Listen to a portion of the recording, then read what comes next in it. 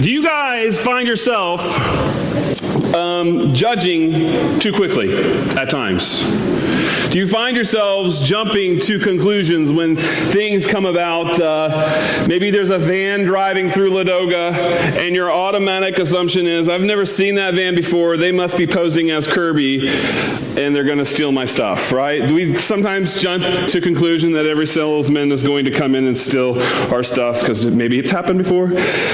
Maybe you hear about a kid crying on the playground, and so we can judge too quickly, and we can just say, well, they're getting bullied and the school just doesn't care. And that's far from the truth. The teachers at Ladoga care about the students, and I know because I'm married to a teacher at Ladoga. So we do jump to conclusions an awful lot. We allow stereotypes for us to judge a person we don't know. And I think that is what's happening in Charlottesville right now. A lot of vile viewpoints and disgusting thoughts and judgments are causing so much turmoil in our nation, and it covers a wide spectrum.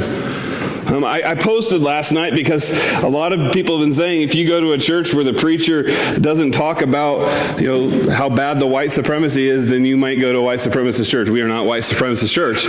My grandfather fought Nazis. I hate that they are neo-Nazis because I believe all people are created equal. And I believe that's what we stand for. But what tends to happen is someone has that thought about somebody else or an experience with someone else, and that experience leads them to judge an entire people group based upon that experience. And that's not what we're called to do. Maybe it's not that big of maybe it's not that high level of white supremacy and racism and all that. Maybe it's you see a 6'4" teenager and you automatically just assume they play basketball, right? I mean, we do that all the time, right? Maybe you see that 60-year-old single woman, and maybe you're assuming she has 20 cats at home, but that's not necessarily true. She may have like dogs or something like that. I've known a girl who used to date a guy who watched football all the time, and some of you guys are thinking, well, what's wrong with that? I can't wait for it to start up. But I mean, this guy would watch all day Saturday, all day Sunday. He would get off work early on Monday so that he can go to his friend's house that lived an hour away, and he would watch Monday night until wee hours in the morning. And so from Saturday to Monday, she really didn't have a boyfriend. And then she also didn't have a boyfriend on Thursday night when games started kicking up. And maybe some of you wives can be sympathetic, and that's why you don't like football. But she took it to the extreme, and that relationship didn't work out, obviously. And so the next boyfriend that came along, the first day, he mentioned how he liked football. Well, he never got a second date. She judged way too quickly. We do that, don't we? We judge way too quickly. We see a 25-year-old, we automatically assume they're lazy. Katie gets judged a lot at school when parents show up, like at the open house. They are kind of surprised she's the teacher because she doesn't look like a 50-year-old teacher. She doesn't look like a 40-year-old teacher. She doesn't even look like a 30-year-old teacher or a 20-year-old teacher. And so people quick to judge and thinking, my kid's safe. Kids are safe, right?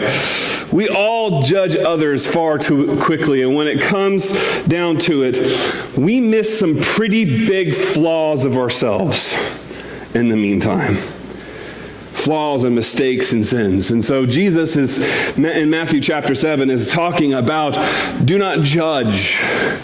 Do not judge. You see, followers join in the loving of God and leave the judging to God. That was last week's bottom line. That we join in the loving of God and we leave the judging to God. Well, that's not our place. We don't hold the gavel. We don't cast the verdict. We don't have the powdered wig. We're not sitting on our stand casting out verdicts left and right because Jesus is going to be the ultimate judge. So Jesus goes in further. Jesus goes in much further. I think this is last week's. Yeah, I imported the wrong one. I'll walk you through it. Followers join in the loving of God and leave the judging to God. If you turn to Matthew chapter 7, verses 1 through 5, we'll start to see what Jesus then goes deeper into what judging looks like and how we judge. So Matthew chapter 7, starting in verse 1 and going into verse 5. He says, do not judge, or you too will be judged. For in the same way you judge others, you will be judged. With the measure you use it will be measured to you. Then he goes in and he says in verse 3, why do you look at the speck of sawdust in your brother's eye and pay no attention to the plank in your own eyes? How could you say to your brother, let me take that speck out of your eye, when all the time there's a plank in your own eye? You hypocrite! First take the plank out of your eye, and then you can see clearly to remove the speck from your brother's eye. Jesus oftentimes during the Sermon on the Mount, as he's preaching here to his disciples, he references his kingdom, his way, and how it is contrast to the way of the Pharisees and the Sanhedrin. He noted many times that these Sanhedrin, these people, these guys, these religious leaders are like morality police who always look around and see what everybody else is doing, and they forget what they're also supposed to be accountable to God's commandments as well. And so they live in a light of hypocrisy. And they put themselves on a pedestal. And they do the rank and file of who's more holy than the other. Maybe you don't think that you do that. Maybe you don't think that you are better than others. But if you consistently look at people with a critical eye, you are looking down on them. Fault finders rarely find anything else. And they struggle to think of things in a positive light. So if you have the sermon sheet, sorry it's not going to be on the screen, but I will walk you through it. When our criticism does not construct a positive path to Jesus, we are judgmental. It's always the reason why we point out flaws. Why are we criticizing? What's the point of doing it? You see, a critical spirit waits for someone to fail, and then they say, ha, I told you so, right? They have this sick satisfaction when someone fails. Like a vulture, they swarm down and dive down to pick apart a fallen human. They look for things of minimal importance, a speck, and they sum up an entire person's life by that speck. So Jesus is saying that you need to not look at people's specks. You've got your own problems. But we tend to really make quick judgments, don't we? Really quick judgments. People who sit in the back, they must have a backseat faith, right, guys? Yeah. Maybe you've heard that before. I don't know. So-and-so spanks their kids. They're abusive. So-and-so goes to the movies. They must like that kids are starving in Africa. We pick apart each tiny action and we fill in the blank when we don't even know each other or our motives or our heart behind what we do. And so Jesus says, speck, a little tiny speck. Maybe in your translation it says sawdust or mite or whatever. And this is really tiny. I mean, I obviously have a log up here, right? And I didn't bring a speck because you couldn't see it. You've all had maybe something in your eye before, right? And you can't see it and you have to have someone come look at it, right? Would you have them come look at it if they had one of these poking out of their eye? No, neither would I. So a lot of times when we think of specks, we need to kind of translate. We need to make this, what does it mean today? This is like a total minor moral defect. It's not something huge. It may be laziness or whatnot, but it's not something huge. It may be as tiny as saying a white lie to protect somebody else. And it's not excusing it. It's not saying that speck shouldn't be there. But it's not something like murdering or anything like that. It's not something like changing what God said, blasphemy. It's not anything like that. And so in Luke chapter 18, verses 9 through 14, Jesus teaches them a parable.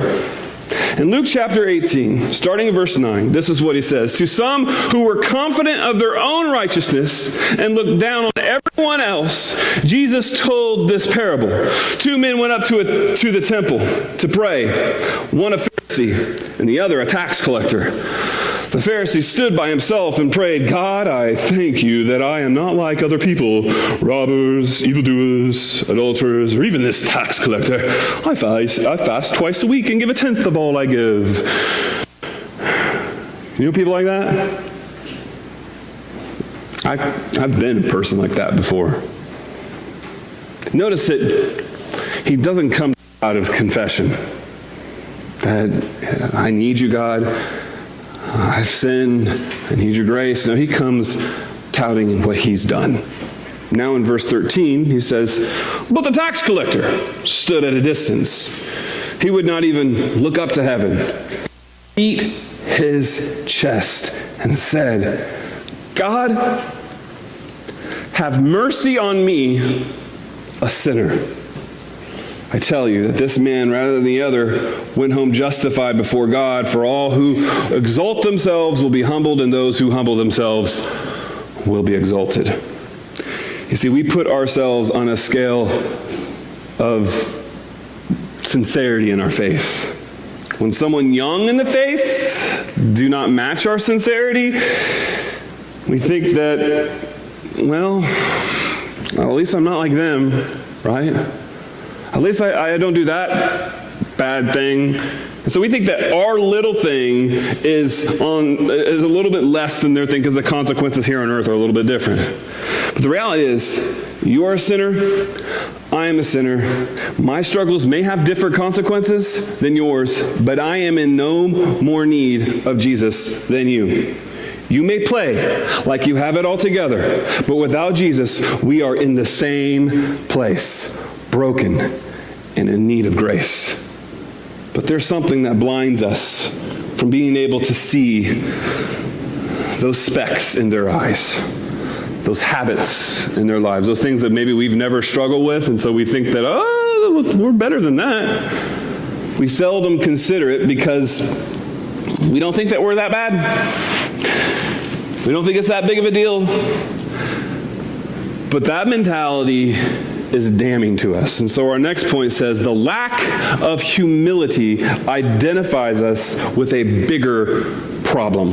The lack of humility identifies us with a bigger problem. The one with no humility will never know that they need a Savior. If they think they have it all together, why would they need Jesus who can help them get back together, right? We see the speck through judgmental eyes because we are blind to our own sin. Why do we notice a speck when this is blocking our view? We struggle in life, but we ignore it. And then when we see someone else struggling, we whack them upside the head with our truth. But really, this is in the way. And see, this isn't just some accident that you fall into, some struggle that you go before God, say, Lord, please help me with this. This log is our self-righteousness. This log is our inability to allow God's grace to change us. This log is the object of our hypocrisy, and it masks us from who God wants us to be and what he wants to bless us with. I'm going to get an exercise this morning, picking that thing up and putting it down.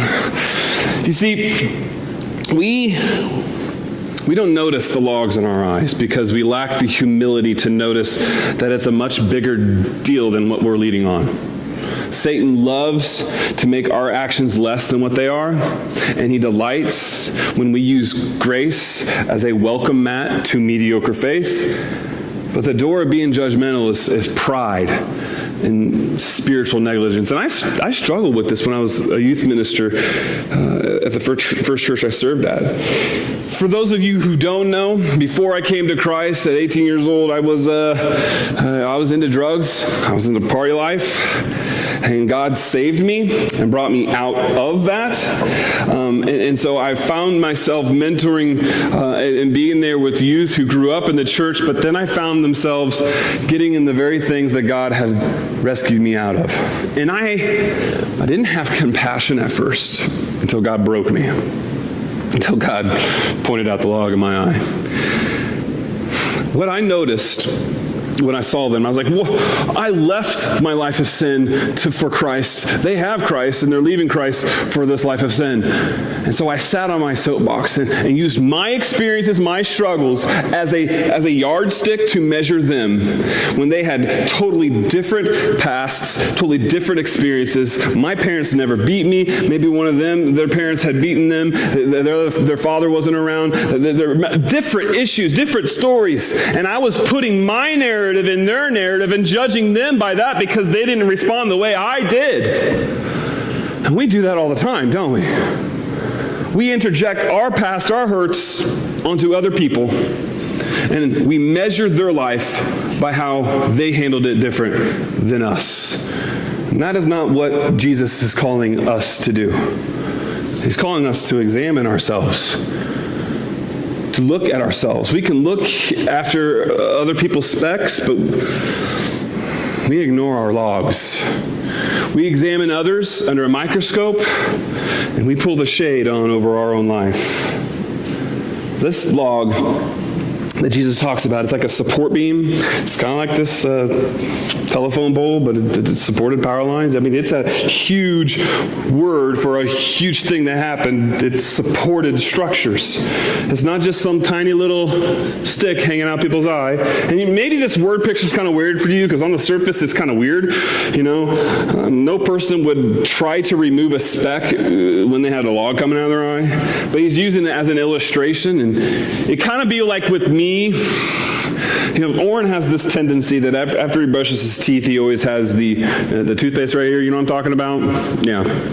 And it would be like me noticing that, covered in manure, and saying, "Here, let me get that for you." It just doesn't make sense, right? We all have our problems, and for many of us, we're looking at other people who have just a little smudge on their face, and we're in trouble. We're covered. We're covered in sin.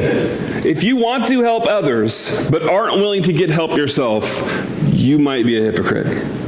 If you think pointing out specks in people's eyes or sins in people's life will have God overlook your enormous log, you might be a hypocrite. We tolerate that a log drags us down, and we focus outwardly with bitterness. When our sin looks small and others big, we have lost grasp of the power of the gospel. We look at the specks in others. We jump to conclusions without the entire story. We make judgments and assumptions, and in reality, it's the opposite. We're in trouble. A man was having difficulty communicating with his wife, and she couldn't hear him whenever he spoke. And so he decided to do a test. He was in his easy chair, and she was across the room and doing some crochet, and her back was to him. And so he says, "Hey, honey." She didn't respond to him. So he got just a little closer. "Hey, honey." Nothing. So he got a little closer. "Hey, honey." Nothing. He went right up next to her and said, "Hey, honey." And she turned and looked at him and said, "For the fourth time, what?" He was the one having a hard time with the hearing. Not her. She may have had a selective hearing. But we tend to do that. We tend to look at others and think that they are this, when in reality we are. We may look at that contractor and we think he's very untrustworthy, but guess what? He has insured himself from people like you. You may not trust those teens down the street, but their parents don't trust you gawking at them either. You may not trust your cell phone carrier, but you aren't the most reliable person either. Your spouse may have annoying habits, but your habits are just as annoying as them, if not more. You may judge that our government is bad for being in debt. How are your debts? See, while peering down our logs, we see perfectly the speck and ignore what is blinding us from the compassion of Christ. Do you want to know what Satan did before he fell from heaven? What his job was? He was an angel that accused the brethren or God's people of being evil. He would present to God that no one was righteous, and God said, well, have you considered Job? And so it was his job to look at Job and say, well, he's evil, he did this, and to try to present a case. He was kind of like a prosecuting attorney trying to prove humanity guilty. He did it to Joshua and Zechariah 3. He tried to accuse him of having fault and not being righteous. See, Satan brings up failures and shortcomings. He paints us as hopeless because of actions, and God sees us as children because of his son's action on the cross. So which are you? Are you an accuser, or are you one who gives compassion? Because you cannot be both. Do you find fault in people, or are you finding hope in God that he can change people and you want to help guide them? See, when Jesus says, well, how can you say to your brother, let me take the speck out of your eye when there's a big giant log in your own? Maybe you have good intent and you want to help people. Maybe you don't want them to struggle. But just like with Orrin, just a little bit here, and I'm coming with me, I'm going to make them dirtier, right? You can't help others if you are struggling deep in sin. And God wants you to help others. He wants you to guide them in life. But we can't when we have logs in our eyes. When we say to others, and we talk behind each other back, we're not even addressing the issue. It's usually not how it works, where we go to someone and says, listen, I noticed this in your life. I love you. I care about you. And I really want to see, I don't want to see you struggle in life, and I want to help you. And so I see this tendency. I see this habit. I see you struggling. I see you drinking too much. I see you doing this too much. And I just don't want your life to turn upside down. God's commandments is not about, stealing your joy. It's about protecting you and giving you a blessing in life. And I just want to see you grow. And so I see this.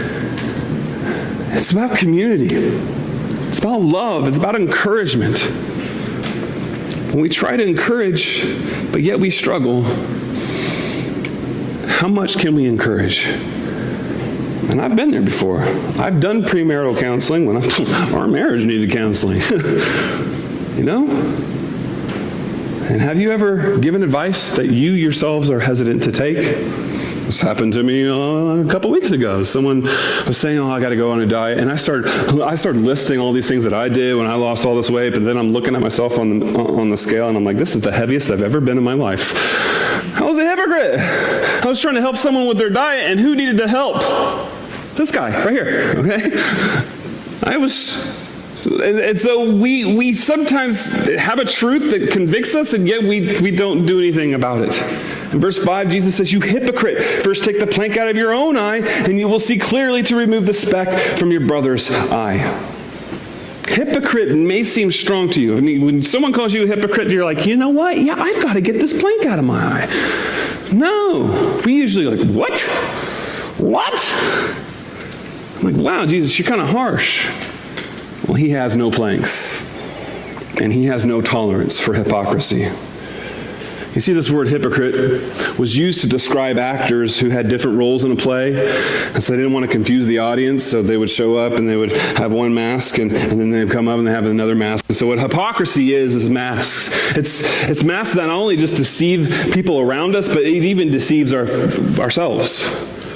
We could play a role that we are not. We ignore our flaws, our logs, and we put on our powdered wigs and we sit on a stand of self-righteousness, a righteousness that God sees as wrong.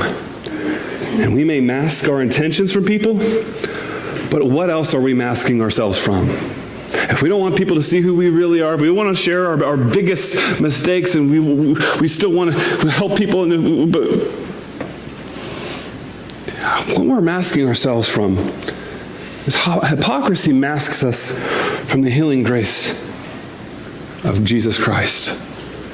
Instead of trying to perform surgery on people's eyes, you should turn the scalpel of judgment on yourself. Not to shame you, not to say that you're not worthy, just give up, but to really see, how can Christ really help me? How can he guide me through life? So there's two commands that I think Jesus is trying to teach us who are wanting to be in his kingdom. First, we should look at ourselves. He used the word first, and that's the Greek word proton. It's like first and foremost. Instead of being all CSI on those around you, you need to examine your own life, your own heart. James chapter 1, verses 22 through 25 says this, "Do not merely listen to the word and so deceive yourselves. Do what it says. Anyone who listens to the word but does not do what it says is like someone who looks at his face in a mirror and after looking at himself goes away and immediately forgets what he looks like. But whoever looks intently in the perfect law that gives freedom and continues in it, not forgetting what they have heard, but doing it, they will be blessed in what they do." Jesus wants to bless you. But if we read his word, we hear his word, and we don't apply it to our lives, we're not receiving the blessing and protection it gives.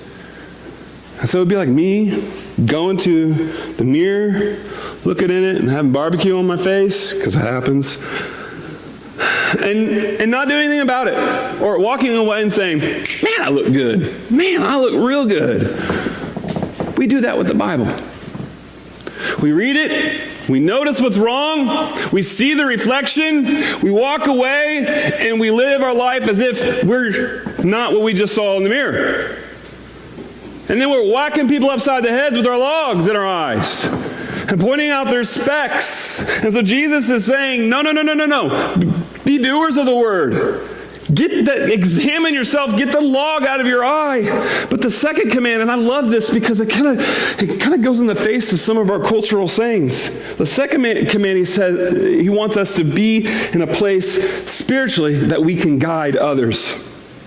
The phrase, "only God can judge me," fails when Jesus says, "Remove the log from your eye, then you will see clearly to remove the speck from your brother's eye." Do you notice that? Jesus isn't saying just ignore the specks, ignore the logs of other people, and just deal with yourself. Because if we all did that, there would not be community. There would not be encouragement. And I don't know about you, but I really have only been transformed by Jesus when he has brought people with the Holy Spirit and his gifts into my life to help me through struggles. We can wall ourselves up and say, "God will heal me, God will heal me," but what that really is self-righteousness. When we have to depend on other people to help us through things, it's humility. We take off the mask of hypocrisy. And that's what's so encouraging about community.